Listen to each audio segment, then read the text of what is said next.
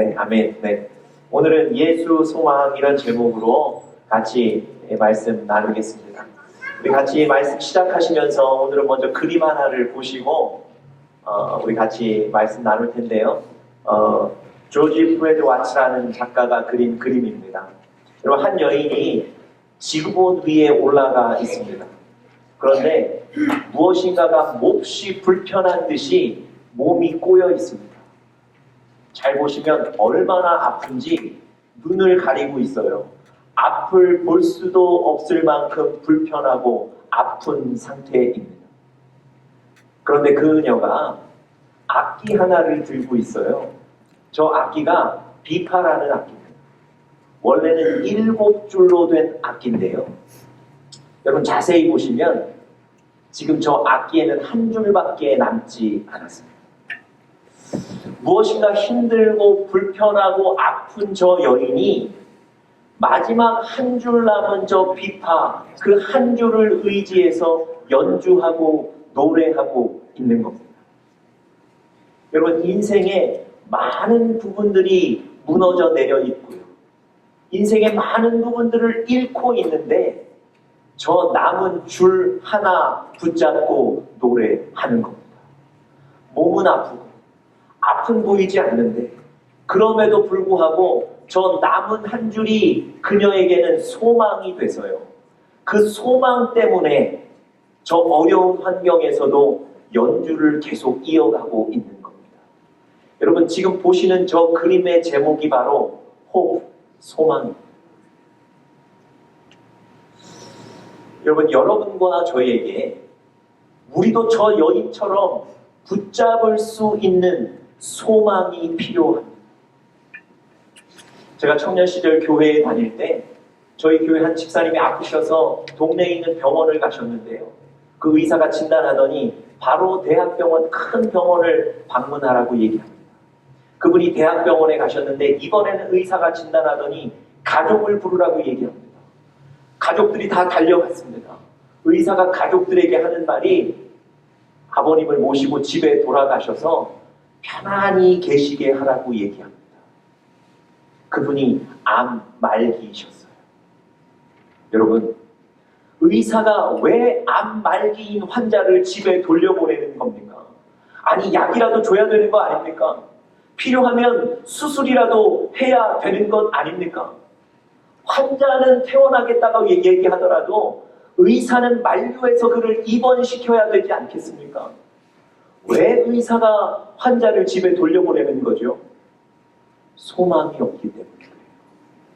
더 이상 치료할 소망이 없기 때문에, 치료해도 나음을 얻기가 어렵기 때문에 그를 돌려보내는 겁니다. 여러분, 이렇게 소망이 없으면 포기하게 됩니다. 역으로요, 여러분과 제가 무언가 붙잡고 지내는 소망이 있다면 결단코 포기하지 않고 승리하게 될 줄 믿습니다. 여러분, 이렇게 우리 인생에 소망이 중요한데요. 소망이 중요한 만큼 정확한 소망을 붙잡는 게 중요합니다. 소망이 중요한데 우리에게 소망을 이루어줄 수 없는 다른 것을 붙잡고 있다면 얼마나 억울하겠습니까? 그것은 소망이 없는 사람보다 더 억울할 수도 있는 거예요. 제가 한 간증을 들었는데요. 고등학교 선생님이신데 이분이 굉장히 유명한 선생님이셨어요. 이분이 맞는 학생, 이분이 맞는 반은 성적이 다 올라가는 거예요. 좋은 대학에 보내시는 거예요. 여러분, 그렇게 잘 가르치는 선생님이 학생들만 가르쳤겠습니까? 자기 자녀는 얼마나 잘 가르쳤겠냐고요. 교회나 학교에서 주는 상 하나도 놓치지 않을 정도로 그 자녀를 잘 가르치셨어요. 실제로 아들과 딸이 잘 자랐습니다. 그 아들이 고등학교 3학년이 됐는데요. 어머니의 기대에 부응해서 전교에 임원도 하고 전교에 1등, 2등도 합니다. 어머님의 마음속에 이제 몇 달만 지나면 내 아들이 한국의 명문대학에 들어가서 그 이름이 플랜카드에 적혀서 고등학교 교문 위에 펄럭일 그 생각을 하고 계십니다. 그런데 갑자기 고등학교 3학년 1학기에 이 아들이 어머니에게 오더니 내가 왜 공부를 해야 되는 겁니까? 내가 왜 학교에 다녀야 되는 겁니까? 나 그만하겠습니다. 그래요. 어머니가 그 아들을 아무리 설득해봐도 듣지를 않습니다. 심지어 그 아들이 집에서 이제는 부모님에게 폭력을 쓰기 시작하고요. 집안에 있는 집기들을 던지기 시작하고요. 그렇게 해서 자기 몸에 상처를 내는데 흐르는 피를 벽에 바르기 시작해요. 여러분, 이러면 그 아들을 잃겠다 싶어서 어머니가 휴학을 시킵니다. 그런데 말이죠. 얼마 있지 않아서 동생인 딸도 또 어머니에게 와서 똑같은 얘기를 해요. 왜 내가 공부해야 됩니까? 왜 내가 학교에 다녀야 됩니까? 그 딸도 그렇게 휴학을 할 수밖에 없었어요. 여러분, 이 어머니에게는요, 소망이 하나 있었는데 그 소망이 뭐였습니까? 자녀예요. 내 자녀가 공부 잘해서, 내 자녀가 좋은 대학에 가서, 내 자녀가 좋은 직장을 얻는 것, 그게 이 어머니에게는 평생 붙잡고 계신 소원이었어요. 그런데 여러분, 그것이 정확한 소망이 아니었던 거예요.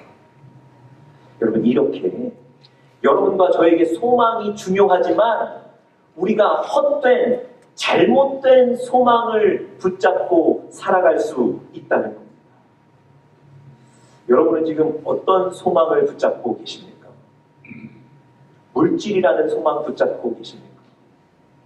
혹시 제가 소개해드렸던 자녀라는 소망 붙잡고 계십니까? 물론 모든 것이 필요합니다. 그렇지만 여러분과 제 인생에 정말 궁극적으로 붙잡아야 될 소망은 그게 아니에요.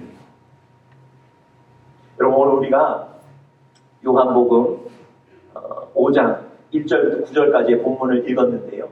오늘 본문에 보시면 헛된 소망, 잘못된 소망을 붙잡고 살아가는 한 사람의 얘기가 나옵니다.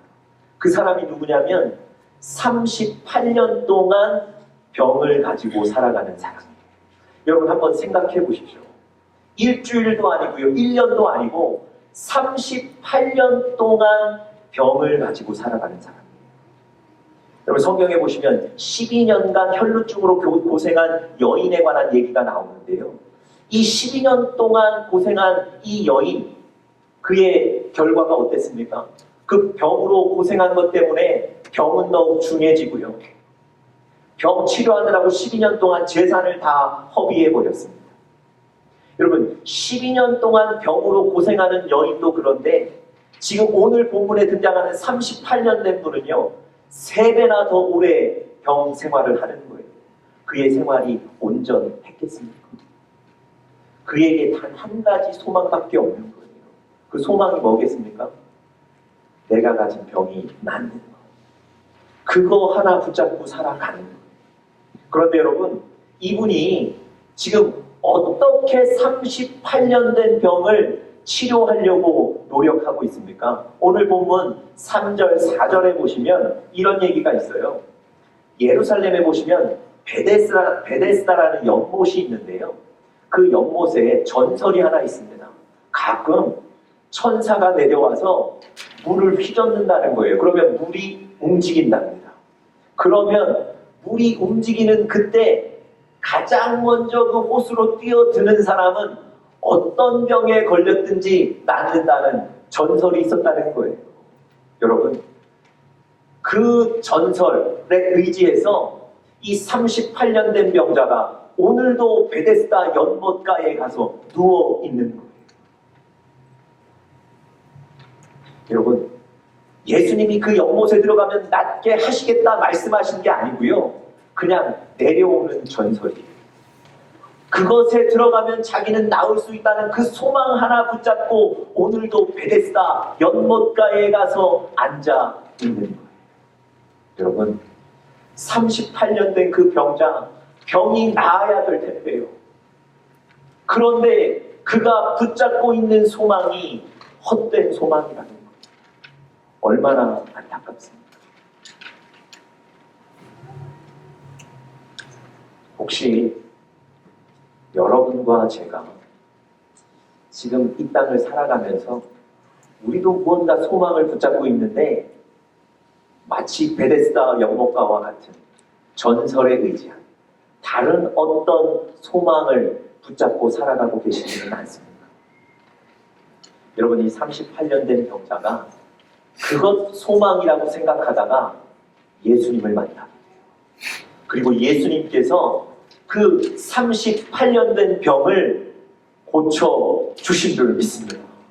오늘 우리가 읽은 성경에 보니까 38년 된 병을 예수님 만나서 고침 받은 거예요. 여러분, 그 인생의 참된 소망은 베데스다 연못가가 아니라 바로 예수 그리스도인 줄 믿습니다. 여러분과 저에게도, 우리 인생에도 참 소망은 예수 그리스도입니다. 여러분과 제가 예수 그리스도를 붙잡을 때 예수 그리스도께서 여러분과 저의 삶에 일하실 줄 믿습니다. 왜 예수를 여러분과 제 인생의 소망으로 삼아야 될까요? 아니, 왜 예수 그리스도가 우리 인생의 소망이 되실 수 있을까요? 세 가지로 우리 짧게 좀 말씀 나누면서 오늘 여러분과 저에게 도전이 되고 감정이 될 수 있기를 간절히 바랍니다. 첫 번째로 예수님께서 우리 인생의 소망이 되실 수 있는 이유, 첫 번째, 예수님은 전지한 분이십니다. 다시 한번요. 예수님은 전지한 분이십니다.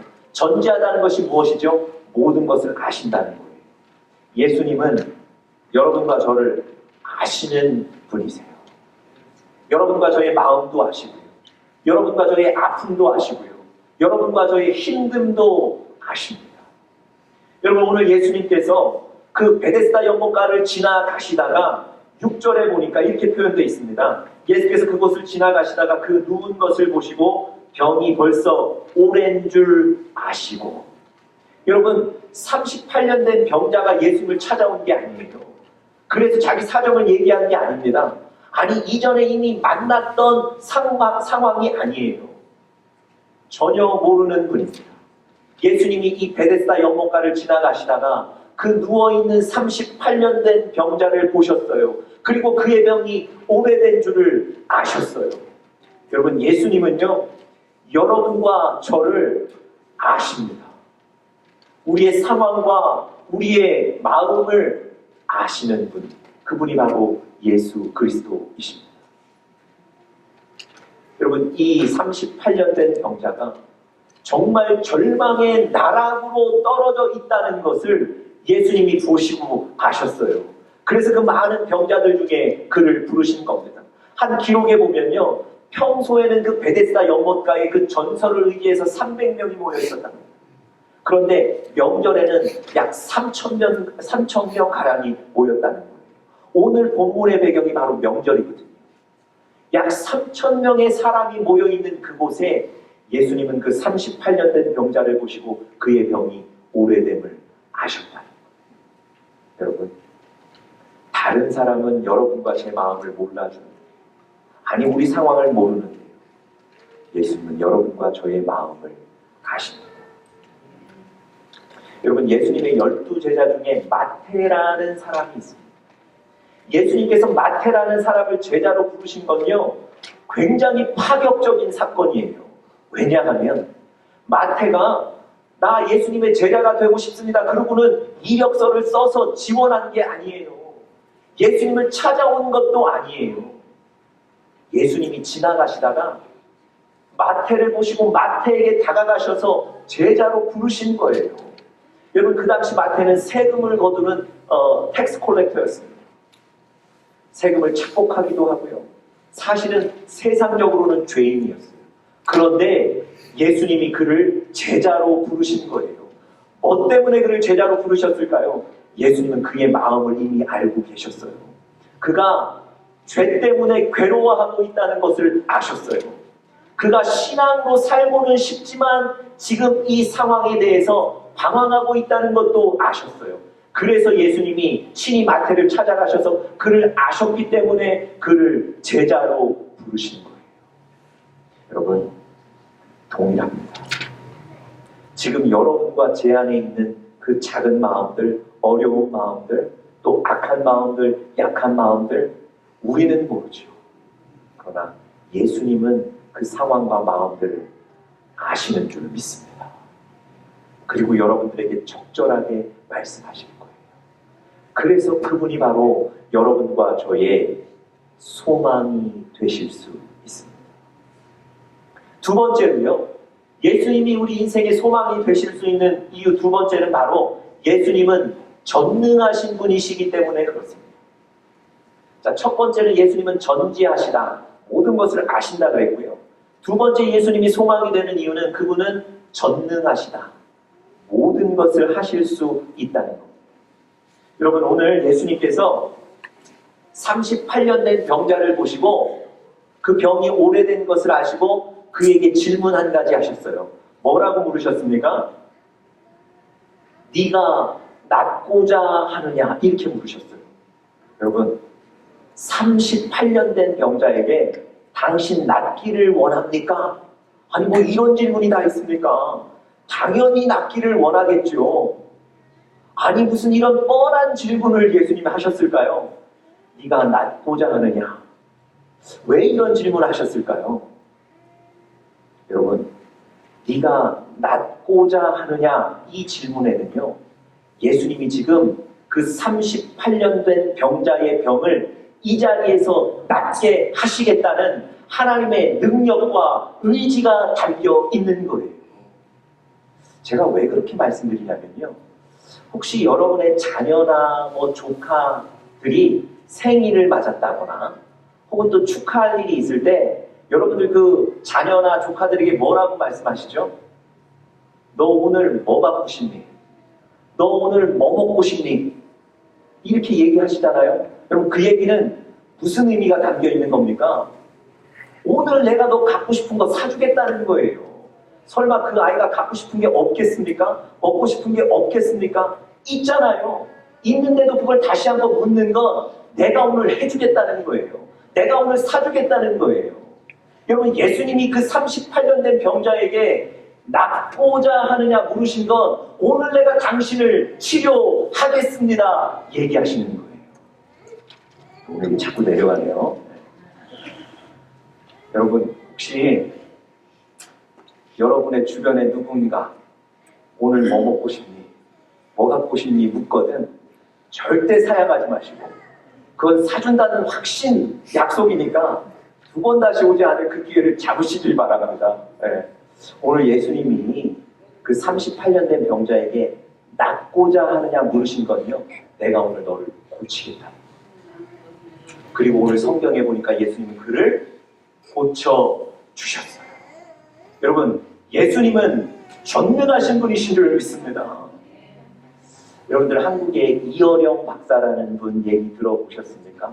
한국의 문화관광부 장관도 하고요. 지금도 석학이라고 소문난 분 아닙니까? 그분은 무신론자입니다. 예수를 믿지 않는 분이에요. 그분의 딸이 미국에 살았는데 변호사 생활을 했어요. 자기 딸이 미국에서 잘 살고 있다고만 생각을 했는데 어느 날 그 딸의 집을 방문해 보니까 이 딸의 눈이 보이지 않는데 바로 앞에 있는 접시 하나 닦을 수 없을 만큼 시력이 나빠졌어요. 안과 의사를 찾아갔더니 이제 곧 시력을 잃게 된다고 얘기해요. 여러분, 자기 딸이 곧 앞을 볼 수 없다는 얘기를 듣고 이 이어령 교수 아버지의 마음이 얼마나 힘들었겠습니까? 바로 그 딸을 데리고 한국으로 가요. 한국에 가서 안과 수술을 시키려고요. 이분 얘기는 이렇습니다. 미국 분들은 좋은 기술은 있지만 손이 너무 커서 이 작은 눈 수술하기는 어려우니까 한국에 가자 그러고 그 딸을 한국으로 데려갔어요. 비행기 안에서 그 딸 옆에 있는데 딸이 울며 간절하게 예수님 앞에 기도합니다. 그런데 자기는 예수를 믿지 않기 때문에 아무것도 해줄 수가 없는 거예요. 한국에 도착해서 서울에 가장 뛰어나다는 안과에 바로 딸을 데리고 갔습니다. 그리고 안과 의사가 이 이어령 교수의 딸을 검사했습니다. 그 의사가 이렇게 얘기합니다. 눈에 아무런 이상이 없으신데요. 눈이 매우 정상이신데요. 그러면서 이 의사가 한마디 더 합니다. 죄송한데 혹시 영어를 잘못 알아들으신 것 아닙니까? 여러분, 미국에서 변호사 하는 사람이 그 영어를 못 알아듣겠습니까? 이어령 교수가 이렇게 간증해요. 예수님께서 내 딸의 그 간절한 기도, 더군다나 비행기 안에서 기도했던 그 기도를 예수님이 들어주셨다고요. 그리고 그 이후로 이 이어령 교수가 예수 믿는 사람이 됐습니다. 지금도 기독교 서적을 집필하고 간증을 합니다. 여러분, 예수님이 왜 여러분과 저의 소망이 되실 수 있습니까? 그분은 전능하신 분이시기 때문에 그렇습니다. 자, 마지막으로요. 예수님이 우리의 소망이 되실 수 있는 마지막 이유 세 번째는요. 예수님은 은혜를 주시는 분이시기 때문에 그렇습니다. 다시 한번요. 예수님은 은혜를 주시는 분이십니다. 여러분, 은혜라는 게 뭡니까? 우리 교회 안에서 뭐 은혜 받으십시오, 은혜가 있었습니까? 서로 얘기 많이 하는데요. 은혜라는 게 뭡니까? 이런 거예요. 받을 만한 자격이 없는 사람에게 주시는 하나님의 선물이 은혜라는 거예요. 여러분, 오늘도 우리가 은혜 받고 있습니까? 오늘도 예수님의 사랑을 얻고 있습니까? 우리가 받을 만한 자격이 있어서가 아니에요. 여러분과 제가 무언가 대단한 걸 성취해서가 아니에요. 우리에게 좋은 조건이 있어서가 아니고요. 우리는 연약하고 우리는 부족하지만 예수님이 받을 자격 없는 여러분과 저에게 선물로 주시는 것, 그게 바로 은혜입니다. 여러분, 오늘 38년 된 병자에게 예수님이 물으셨어요. 당신 낫고자 합니까? 내가 오늘 당신을 낫게 해드리겠습니다. 여러분, 이 정도 얘기하면 이 38년 된 병자가 어떻게 반응해야 될까요? 여러분이 그 병자라면 어떻게 반응하시겠습니까? 아니, 뭐 고맙습니다, 감사합니다, 뭐 이 정도는 해야 되는 거 아니겠어요? 저 수많은 사람들 중에 나를 찾아오셔서 나에게 낫게 해주시겠다는데, 아니 감사하다는 정도 인사는 해야 될 거 아닙니까? 그런데 말이죠, 이 38년 된 병자가 전혀 인사하지 않아요. 오히려 자기를 찾아와서 치료해 주시는 예수님께 불평해요. 뭐라고 불평하는지 아세요? 아니, 내가 저 연못에 내려가야 되는데 아무도 나를 데리고 내려가주는 사람이 없습니다. 자기들 먼저 내려가려고 하고 나는 그저 바라만 보고 있습니다. 예수님 앞에 막 불평하고 불만하는 거예요. 원망하는 거예요. 여러분, 예수님이 선물을 갖고 오셨다가도 불평하고 원망하는 이 사람을 보고는 어떻게 하시겠습니까? 아니, 그냥 가시지 않겠어요? 제가 누군가에게 선물을 주려고 준비해 왔는데 고맙다는 얘기도 안 하고 감사하다는 얘기도 안 하고 불평만 한다면 그 선물 그냥 가지고 제가 가지 않겠습니까? 예수님이 오늘 불평하고 불만하는 그 38년 된 병자에게 거절하고 가신 게 아니고요. 그를 위해서 낫게 하신 줄 믿습니다. 받을 만한 자격이 없는 그에게 예수님은 그를 치료하시는 은혜를 주신 거예요. 여러분, 오늘 예수님이 여러분과 저의 삶에도 동일하게 하세요. 여러분과 제가 고맙다고 하지 않고 감사하다는 고백하지 못하고 원망 섞인 말을 하더라도 예수님은 오늘 여러분과 저에게 은혜와 사랑을 베푸시는 줄 믿습니다. 예수님이 이 땅에 오셔서 여러분과 저의 죄를 위해서 십자가에 달려 돌아가셨습니다. 그리고 3일 만에 부활을 하셨어요. 그 예수님을 믿는 여러분과 저에게 하나님께서 영원한 생명을 주셨고요. 우리가 죽음을 두려워하지만 우리는 죽음 이후에 천국에 갈 수 있도록 만들어 주셨습니다. 그리고 지금 살고 있는 이 삶의 현장에서 예수님은 여전히 지키고 인도하세요. 이런 은혜를 지금도 여러분과 저에게 베풀고 계신 줄을 믿습니다. 여러분, 이 은혜를 얻으셔야 되지 않겠어요? 오늘 그 예수 그리스도를 붙잡으십시오. 우리가 조건이 되어서가 아니라 그 예수 그리스도를 붙잡기만 하시면 그 예수께서 여러분과 저에게 38년 된 병자를 낫게 하신 것처럼 오늘 여러분과 저의 삶에 도우시고 일하실 줄 믿습니다. 이제 마지막 얘기 하나만 해드리고 오늘 설교를 마치죠. 여러분, 그 브라질의 아마존 강에는요, 매우 급류가 센 곳이 많답니다. 그래서 그 급류를 지날 때마다 매우 위험하답니다. 그런데 그 아마존강 유역에 사는 원주민들은 전혀 위험하지 않게 안전하게 그 급류를 잘 지나갈 수 있답니다. 어떤 분이 그 원주민들에게 물었어요. 아니, 이 위험한 급류를 어떻게 당신들은 그렇게 쉽게 지나갈 수 있습니까? 그 비결을 좀 가르쳐 주십시오. 원주민이 이렇게 대답합니다. 이 급류를 지나가실 때 등에 있는 가방에다가 무거운 돌 하나를 꼭 넣고 가십시오. 그럼 그 얘기를 듣던 사람이 깜짝 놀래요. 아니, 저 급류에 내 몸 하나도 지키기 힘든데 돌까지, 내가 무거운 돌까지 어떻게 이고 지나갑니까? 그랬더니 원주민이 이렇게 얘기합니다. 저 센 급류에 맨몸으로 지나가시면 몸이 휩쓸려 갈 수밖에 없는데 무거운 돌 하나를 지고 가시면 휩쓸려 가지 않고 지나가실 수 있습니다. 그렇게. 여러분 잘 생각해 보세요. 자녀 키우느라 바쁘시죠? 사업하시고 직장 다니느라 바쁘시죠? 사람들 만나고 또 사회생활 하시느라 부담스러우시죠? 거기다가 신앙생활까지 하라고 하는 얘기 부담스러우시지 않습니까? 그런데 여러분, 아마존 강의 그 센 급류보다 훨씬 더 센 세상의 물결 속에 여러분과 제가 맨몸으로 지나갈 수 없어요. 우리도 무거운 돌 하나를 지셔야 돼요.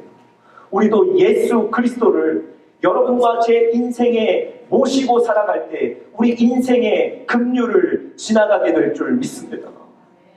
여러분, 오늘 여기 계신 여러분과 저에게 다시 한번 부탁드립니다. 바로 예수가 우리 인생의 소망이십니다. 그 예수 그리스도를 붙잡는 여러분들 되시기를 간절히 축복합니다. 우리 다 같이 기도하겠습니다.